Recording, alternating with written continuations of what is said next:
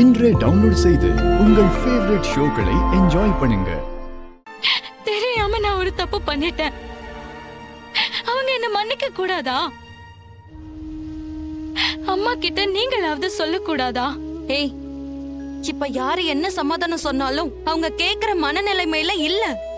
கொஞ்சம் பொறுமையாரு, கண்டிப்பா எல்லாம் நல்லதே நடக்கும். ஏங்கா, லவ் பண்ணி கல்யாணம் பண்ணிக்கிட்டது தப்பா? அப்பாவும் அம்மாவை விரும்பி தானே கல்யாணம் பண்ணிக்கிட்டாரு. அவங்க பண்ணது சரி, நான் பண்ணது மட்டும் எப்படிக்கா தப்பாகும்? துர்கா, அவங்க கல்யாணத்தையும் உன் கல்யாணத்தையும் கம்பேர் பண்ணாத. அவங்க கல்யாணம் பண்ணிக்கிட்ட சந்தர்ப்ப சூழ்நிலை வேற, நீ கல்யாணம் பண்ணிக்கிட்ட சிச்சுவேஷன் வேற.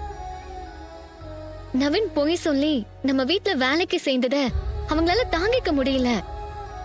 அவங்களுக்கு தான் போய் சொன்னா பிடிக்காதுன்னு தெரியும்ல. அந்த கோவம் தான் இன்னும் அவர் மேல அம்மாக்கு இருக்கு. அது ஓவர் நைட்ல குறைஞ்சிரும்னு நம்ம எதிர்பார்க்க முடியாது. அவங்க சமாதானம் ஆகுற வரைக்கும் கொஞ்சம் பொறுமையா இருக்கணும். அக்கா, நானும் பழைய படி இருக்கணும்னு தான் நினைக்கிறேன். எனக்கும் நம்ம வீட்ல சேர்ந்து வாழணும்னு தான் ஆசை. அது மட்டும் நடந்துட்டா போதும்க்கா, நான் ரொம்ப சந்தோஷப்படுவேன். கவலைப்படாதடா கண்ணு, நீ நினைச்ச மாதிரி உங்க அம்மா அப்பா அக்கா தங்கச்சிங்க இவங்க எல்லாரோடையும் சேர்ந்து சந்தோஷமா வாழத்தான் போற. அதை என் பேர ராஜா நிறைவேற்றி வைக்கத்தான் போறான். உங்க பேர் என்ன?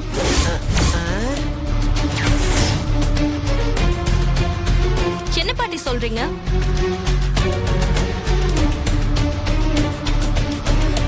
அது என் பேத்தி ரேவதிய கல்யாணம் பண்ணிருக்கான்ல, அந்த உரிமையில அவனை என் பேரன்னு சொன்னேன், அவ்வளவுதான்.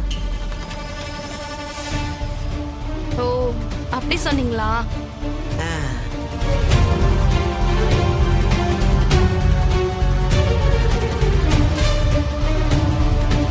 பாட்டி, கொஞ்சம் சும்மா இருங்க.